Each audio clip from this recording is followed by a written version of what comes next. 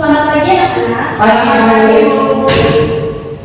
Assalamualaikum warahmatullahi wabarakatuh. Waalaikumsalam warahmatullahi wabarakatuh. Bagaimana kabar kalian hari ini? Alhamdulillah, baik, Bu. Sehat ya semuanya ya. Sebelum kita mulai pelajaran hari ini, nah kalau untuk kebersihannya dicek ya, coba dilihat di bawah bangku. Apakah ada kertas-kertas atau plastik sampah? Iya ada Bu. Oh iya, Bu. Nah, mari dibuang dulu ya, agar suasana belajar kita jadi lebih nyaman.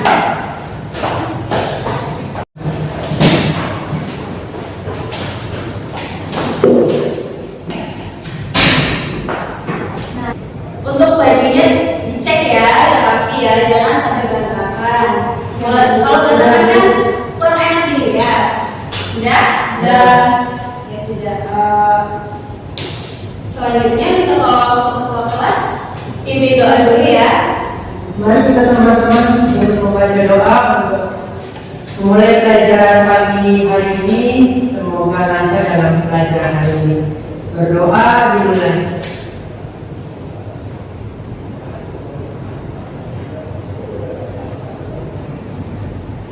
Doa selesai beri salam. Assalamualaikum warahmatullahi wabarakatuh. Semoga dengan berdoa pembelajaran kita hari ini memberikan kelancaran dan kita semua mendapatkan manfaat dari apa yang kita pelajari. Amin. Baik, sebelum mulai pelajaran, Ibu absen terlebih dahulu ya. Yang pertama Amanda Silvi, Hadir, Bu. Anita Wahyu, Hadir, Bu. terus Bilqis Amalia, Hadir. Karisma Antulia, Hadir. selanjutnya Naila Dewi, Putra Lagi, Hadir, Bu. Robertus, Hadir. Afif Budin, Hadir. Reva, hadir. Oke, terima kasih. Berarti hadir semua ya hari ini. Ya, Bu. Hadir, Bu. Kita tolong proyeknya tuh nyalain. Terima kasih. Baik, Ibu akan beritahukan materi kita hari ini itu tentang apa ya? Materi hari ini itu tentang kasus-kasus pelanggaran HAM.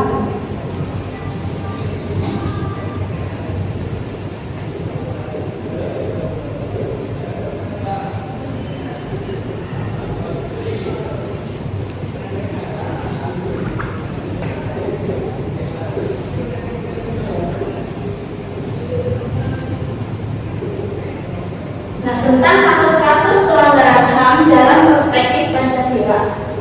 Sebelumnya, Ibu akan memberitahukan tujuan pembelajaran kita hari ini. Yang pertama, setelah melakukan kegiatan pembelajaran, diharapkan siswa mampu menjelaskan pengertian mengenai pelanggaran hak asasi manusia dalam perspektif Pancasila dalam kehidupan berbangsa dan bernegara. Yang kedua, siswa mampu menguraikan dua jenis pelanggaran hak asasi manusia dalam perspektif Pancasila dalam kehidupan berbangsa dan bernegara. Selanjutnya yang terakhir yaitu siswa mampu menguraikan penyebab pelanggaran hak asasi manusia dalam perspektif Pancasila dalam kehidupan berbangsa dan bernegara. Itu ya, ada tiga tujuan pembelajaran yang harus kita capai hari ini. Nah, sebelum kita masuk ke dalam pengertian pelanggaran HAM, Ibu ingin bertanya dulu kepada anak-anak, menurut kalian hak asasi manusia sendiri itu apa sih? Ada, Bu, saya, Bu. Oke, silakan.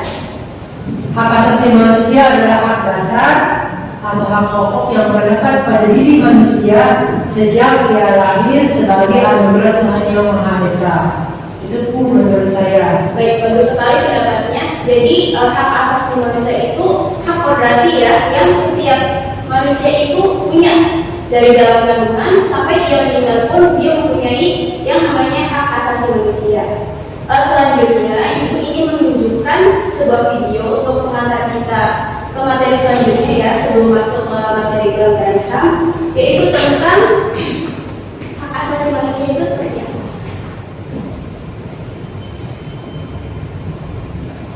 Baik, berikut videonya ya, tolong dipahami. Apa hak asasi manusia? Hak asasi manusia adalah hak yang diberikan oleh manusia sebagai tanda Tuhan yang wajib dihormati, dan dimiliki oleh negara dari semua orang. Cara hukum harus dilakukan dengan artinya hak adalah hak yang menjadi program manusia. Selain itu harus tetap berusaha dan artinya harus secara hukum berlaku di seluruh dunia dengan tetap menghormati adat istiadat dan budaya di dalam masing-masing. Harus bersikap adil yang artinya harus adalah hak manusia sejak dari kandungan hingga meninggal. Manusia memiliki hak yang tidak mengurangi dalam keadaan apapun, yaitu hak memiliki, hak untuk tidak sisa, hak merdeka pikiran dan hati nurani, hak beragama, hak untuk tidak berbeda, hak untuk diakui sebagai pribadi di hadapan hukum, dan hak untuk tidak memutuskan sebesar hukum yang berlaku. Hak itu adalah hak yang tidak dapat dikurangi dalam keadaan apapun, dan hak seperti itu sebagai hak yang dapat dikurangi, seperti hak berorganisasi dan hak berekspresi. Namun, hal dalam tegas dalam jabatan hak tersebut berbeda dengan kebebasan. Hak seseorang berorganisasi dengan undang-undang, misalnya, setiap orang berhak memiliki dari berbagai undang-undang, namun orang tidak berhak mengganggu atau mengusung undang-undang orang lain sehingga mereka melalui membangun negara sendiri atau dan tidak berhak seorang berhak mengusung undang-undang orang lain di hadapan masyarakat konstitusi. Untuk menjamin hak asasi manusia, negara dan pemerintah wajib melindungi, memajukan, menegakkan, dan melindungi hak asasi manusia. Negara dan setiap orang wajib untuk menghormati hak. Artinya, kita bukan terhindarkan atau mengganggu hak orang lain. Misalnya, masyarakat yang sudah memiliki hak yang beribadah secara bebas tidak dirugikan. Negara dan juga memiliki hak. Artinya, ketika ada pihak lain yang mengganggu hak, negara wajib memberikan perlindungan. Contohnya, ada orang yang sedang menggunakan haknya untuk berekspresi, lantas ada pihak lain yang mengganggu. Maka negara, misalnya polisi, harus melindungi orang yang sedang menggunakan ekspresinya itu. Negara berkewajiban untuk memiliki hak. Artinya, negara harus memberikan hak supaya setiap orang memiliki hak secara lebih baik dan lebih baik dari orang tua. Contohnya, hak anak harus diberikan, maka negara melindungi dari sekolah yang layak, memiliki kualitas dan materi pelajaran yang lebih baik. Selain itu, setiap orang wajib menghormati hak asasi orang lain dan tertib dalam kegiatan bermasyarakat. Namun dalam menjalankan hak dan kebebasannya, setiap orang wajib tunduk pada batasan yang telah ditetapkan undang-undang agar dapat menghormati hak dan kebebasan orang lain. Apabila seseorang atau sekelompok orang atau memahami negara dengan sengaja atau tidak sengaja mengurangi, menghalangi, membatasi atau menjauhi hak orang lain, maka hal tersebut adalah pelanggaran terhadap hak asasi manusia. Pelanggaran hak asasi manusia akan menjadi akar dari segala permasalahan dari sebuah negara. Mari kita ciptakan kebijakan pembatasan dan diskriminasi, saling menghormati dan menghargai sesama manusia. Hal Komisi 2 melaporkan statement pelanggaran HAM Jakarta. Sudah ya, video ini cukup menarik karena ada animasinya juga ya, jadi tidak terkesan membosankan. Nah, selanjutnya apa sih yang dapat kalian tangkap dari video yang baru saja kita lihat? Itu Bu, apa sih yang harus ditaati ataupun yang tentang HAM itu, misalnya harus saling menghargai, harus menasehati, jangan mencaci maki, yang saya tangkap Bu. Ya, berarti kita harus saling toleransi ya, karena setiap orang itu kan mempunyai hak asasinya masing-masing. Contoh dari hak asasi manusia itu kan banyak ya, seperti hak dalam memperoleh pendidikan, hak berkumpul atau berorganisasi, hak mendirikan bangunan, banyak ya, terutama hak pribadi yang hak yang sifatnya pribadi seperti memeluk agama gitu. Itu kan hak pribadi kita, tidak boleh dihalangi,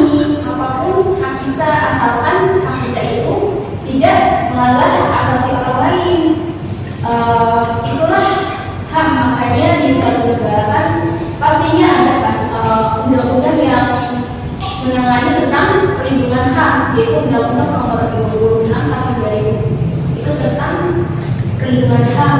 Kenapa negara melindungi HAM? Karena agar hak asasi manusia itu tidak dilanggar satu sama lain. Itulah pentingnya adanya perlindungan HAM. Nah, sekarang kita masuk ke materi kita hari ini ya. Materi kita dalam subbab materi pokok kita itu ada tentang kasus-kasus pelanggaran HAM. Yang pertama saya akan membacakan apa sih pengertian pelanggaran HAM itu. Menurut Undang-Undang Nomor 26 Tahun 2000 tentang Pengadilan Hak Asasi Manusia, pelanggaran HAM adalah setiap perbuatan seseorang atau sekelompok orang termasuk aparat negara, baik disengaja ataupun tidak disengaja, yang secara hukum mengurangi, menghalangi, atau mencabut hak asasi manusia seseorang yang dijamin oleh undang-undang akan memperoleh penyelesaian hukum yang adil dan benar berdasarkan mekanisme hukum yang berlaku.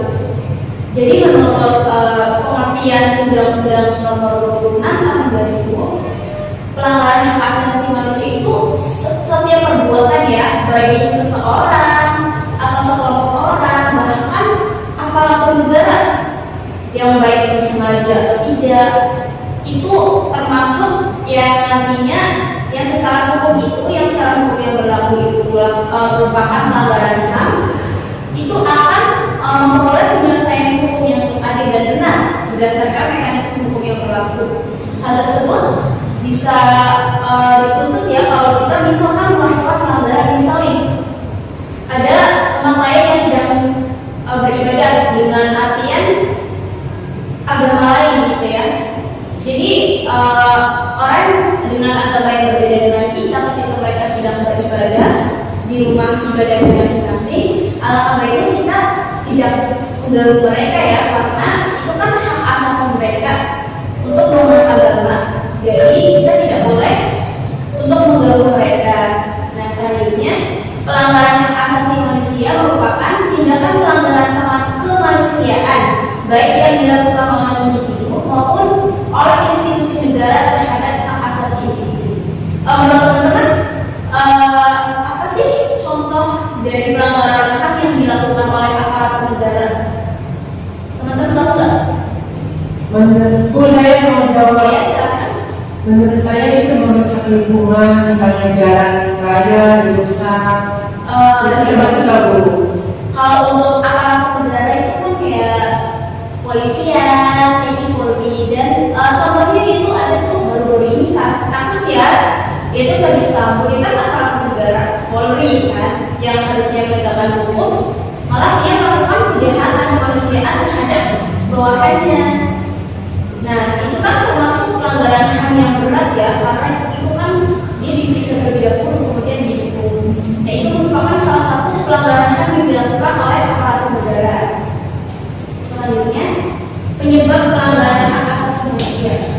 Ada banyak faktor penyebab terjadinya pelanggaran HAM, di mana pada umumnya pelanggaran HAM itu dipengaruhi oleh dua faktor, yaitu faktor internal dan faktor eksternal. Boleh minta tolong Mbak Amanda mana? Saya Bu. Minta tolong dibacain yang faktor internal ya. Faktor internal merupakan dorongan untuk melakukan pelanggaran HAM yang berasal dari dalam diri. Faktor internal penyebab pelanggaran HAM antara lain adanya sikap egois dan terlalu mementingkan diri sendiri, rendahnya kesadaran hak, krisis moral akibat kurangnya penerapan ideologi Pancasila, dan sikap tidak tahu. Baik, terima kasih. Berarti sudah jelas ya, namanya internal. Berarti sesuatu yang berasal dari dalam, yaitu kalau dalam hal ini merupakan dorongan untuk melakukan suatu perbuatan dalam arti pelanggaran HAM ya, itu berasal dari diri sendiri. Faktor penyebab itu tadi yaitu egois atau terlalu mementingkan diri sendiri. Contohnya apa? Tahu nggak? Nggak tahu Bu. Misalnya kita kan suka sama seseorang nih. Misal Mas Putra suka sama Mbak Amanda gitu ya. Nah,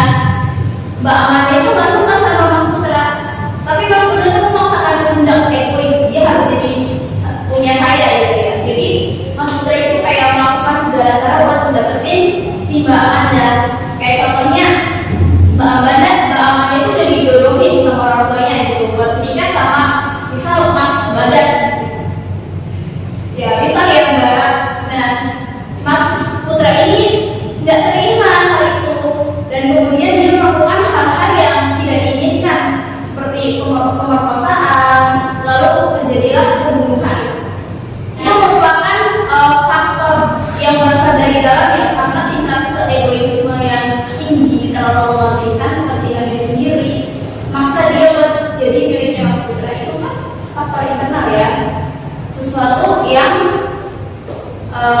tidak boleh dilakukan karena itu kan melanggar hak asasinya Mbak Amanda. Gimana Mbak Amanda itu kan punya kebebasan tersendiri untuk melakukan apapun hak dia, seperti kayak membangun rumah tangga dengan orang yang dia suka, tapi karena Mas Putra itu nggak terima itu, jadinya terjadilah hal-hal yang tidak diinginkan seperti tadi. Itu tidak boleh ya Mas ya. Selanjutnya, krisis moral akibat kurangnya penerapan ideologi Pancasila. Maksudnya apa tuh? Ini nih yang sering banget terjadi di kalangan generasi muda ya. Sebagian besar mereka itu contohnya nih ya, misal ada anak-anak sekarang kan banyak tuh yang tawuran. Nah itu tuh kadang mereka itu hanya ikut-ikutan saja, terus kadang pengen dianggap mereka tuh kayak loyal sama kelompoknya. Jadi karena krisis moral, tidak mempertimbangkan akibatnya akan merusak lingkungan, membahayakan diri sendiri dan orang lain. Karena hal itulah yang kemudian terjadinya hal tawuran, di mana ini kan melanggar HAM. Ketika tawurannya itu terjadi di jalan raya misal, itu kan melanggar hak orang yang lewat di jalan raya. Nah makanya itu karena krisis moral itulah yang menyebabkan hal-hal itu yang dapat menghasilkan pelanggaran-pelanggaran HAM yang termasuknya ringan.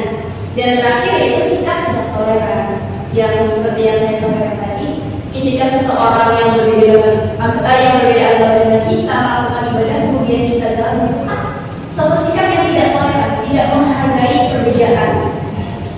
Nah selanjutnya yaitu yang kedua, faktor eksternal. Silakan Mas Putra tolong dibacakan. Faktor eksternal merupakan faktor di luar diri pelanggaran yang bisa mendorong terjadinya pelanggaran HAM. Faktor eksternal penyebab terjadinya pelanggaran HAM antara lain penyalahgunaan kekuasaan, pembagian kekuasaan yang tidak seimbang, minimnya sosialisasi tentang HAM, ketidakjelasan aparat penegak hukum, penyalahgunaan teknologi, serta kesenjangan sosial dan ekonomi yang tinggi. Nah baik, terima kasih. Faktor eksternal sudah sangat jelas ya. Eksternal itu berasal dari luar, jadi bisa jadi dari pengaruh lingkungan, mas pergaulan, maupun hal-hal lain yang membuat seseorang itu cenderung melakukan pelanggaran HAM. Contoh nih, ada kan keterangan faktor eksternal penyebab terjadinya pelanggaran HAM. Antara lain itu penyalahgunaan kekuasaan, itu kan faktor lingkungan, karena dia dari lingkungannya dia itu orang yang berkuasa, dia punya power, dia bisa ngelakuin apa aja yang dia mau. Kayak misal uang dikorupsi untuk kepentingan pribadi, itu kan penyalahgunaan kekuasaan. Yang seharusnya uang itu kan disalurkan mungkin ke dana pendidikan dan kesehatan, akan tetapi karena penyalahgunaan kekuasaan itulah yang menyebabkan terjadinya pelanggaran HAM, yaitu terjadinya korupsi, jual beli jabatan, itu termasuknya salah satu penyalahgunaan kekuasaan. Selanjutnya ada pembagian kekuasaan yang tidak seimbang. Nah contohnya misal ya Mas Putra jadi gubernur, ada saudara yang menganggur, kemudian karena moralnya rendah, akhirnya ibaratnya kan banyak ya orang-orang di luar sana yang berlomba-lomba ingin mendapatkan jabatan itu, tapi tidak bisa karena ada itu tadi penyalahgunaan kekuasaan, pembagian kekuasaan tidak seimbang. Selanjutnya yaitu minimnya sosialisasi tentang HAM. Nah, minimnya sosialisasi tentang HAM itu kan berpengaruh juga ya pada bagaimana nanti dia mengimplementasikannya di lingkungan sekitar. Karena sosialisasinya minim, jadi kebanyakan dari mereka itu tidak tahu. Mungkin orang-orang awam yang kemudian mereka itu melakukan hal-hal yang tidak disengaja, tapi kemudian itu melanggar HAM. Kayak saya nanti punya video sebuah kasus di mana ada sebuah kebaktian di gereja, tetapi ada tuh orang-orang Islam maupun mereka itu tidak suka dengan itu. Jadi mereka itu dalam musik keras-keras dan speakernya dihadapkan pada kebaktian itu. Itu merupakan dampak dari minimnya sosialisasi tentang HAM. Selanjutnya adalah ketidaktegasan aparat penegak hukum. Nah, ini mah sudah jadi rahasia umum ya teman-teman.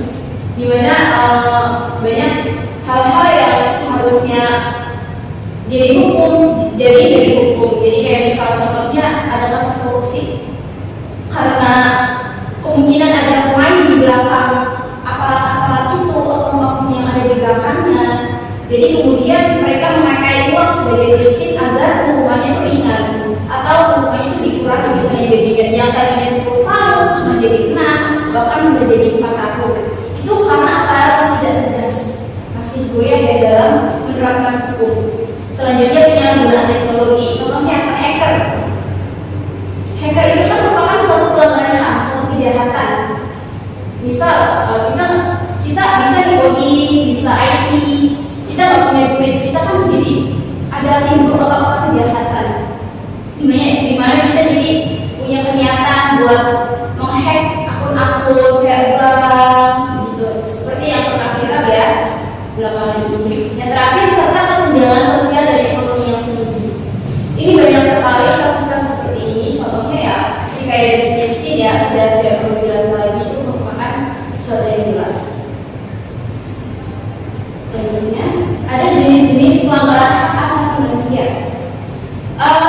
Jenis-jenis pelanggaran HAM digolongkan menjadi dua, yaitu HAM ringan dan HAM berat. HAM ringan yaitu pelanggaran HAM yang tidak mengancam nyawa seseorang, namun merugikan orang tersebut. Contohnya apa? Pencurian, pencopetan, perampokan selama dia gak membacok gitu ya. Itu kan termasuknya pelanggaran HAM ringan karena tidak mengancam nyawa seseorang atau menghilangkan nyawa seseorang.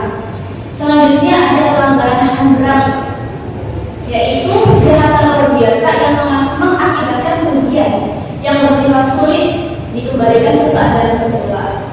Biasanya korbannya yaitu menderita luka fisik, mental, menderita emosional, serta kerugian lain yang berkaitan dengan HAM. Contohnya apa? Ada yang Membunuh gitu. ya membunuh, terus menciptakan penderitaan fisik. Ada tuh ya di negara Palestina ya, kita bisa lihat sendiri di video mereka bahkan hak pribadi mereka untuk beribadah itu saja dipersulit oleh zionis Israel ya. Ada nih, menurut pasal 8 Undang-Undang Nomor 26 Tahun 2000, kejahatan genosida merupakan setiap perbuatan yang dilakukan dengan maksud untuk menghancurkan atau memusnahkan seluruh atau sebagian kelompok bangsa, ras, kelompok etnik, kelompok agama dengan cara membunuh, menciptakan penderitaan fisik, menciptakan kondisi kehidupan kelompok yang akan mengakibatkan kemusnahan secara fisik, baik sebagian maupun seluruhnya. Jadi membunuh anggota kelompok tertentu kan sudah jelas ya, itu menghilangkan seseorang. Selanjutnya menciptakan penderitaan fisik, contohnya kayak bekerja tapi tidak dibayar, itu merupakan suatu bentuk perbudakan ya. Dia menciptakan penderitaan fisik atau mental yang berat, namun dia tidak mendapatkan hak-haknya. Terus ada selanjutnya tindakan yang bertujuan mencegah kelahiran. Ini kan juga ada dipaksa mengambil KB biar tidak bisa melahirkan keturunan di negaranya. Yang kedua ada kejahatan terhadap kemanusiaan, di mana merupakan salah satu perbuatan yang dilakukan sebagai bagian dari serangan yang luas atau sistematik, dan diketahui serangan tersebut ditujukan secara langsung terhadap individu sipil. Nah, nih ada ya contohnya yang pelanggaran ringan, melakukan penganiayaan, pencemaran nama baik, banyak ya contohnya, kalian bisa baca sendiri. Selanjutnya pelanggaran HAM berat ya, itu pembunuhan, pemusnahan, perbudakan, pemindahan paksa penduduk, banyak lagi contoh-contohnya. Nah, ada yang ingin ditanyakan atau penjelasan saya yang masih ditambahkan sekarang? Udah cukup jelas banget tuh. Ya, terima kasih. Sudah selesai ya materi kita hari ini. Bagaimana pelajaran hari ini menurut kalian? Apakah seru atau kurang dapat dipahami? Seru, tapi videonya kurang tuh. Ya, saya punya video ya, contoh pelanggaran HAM ringan. Devi, bentar dulu, mau pulang? Iya, Pulang duluan ya. ya. Karena nanti kan tadi banyak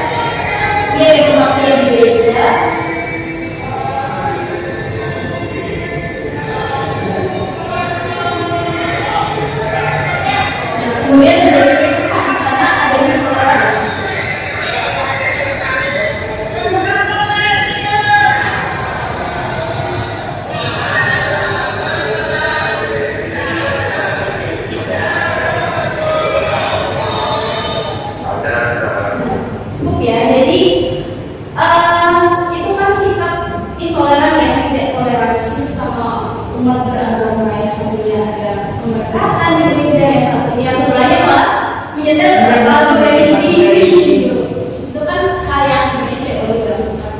Sekian dulu ya, karena waktunya sudah habis. Kita jumpa di pertemuan minggu depan. Sekian dari saya. Apabila ada pertanyaan yang atau perkataan yang kurang dimengerti atau salah-salah kata, saya mohon maaf yang sebesar-besarnya. Sampai jumpa di pertemuan selanjutnya. Terima kasih. Wassalamualaikum warahmatullahi wabarakatuh. Waalaikumsalam.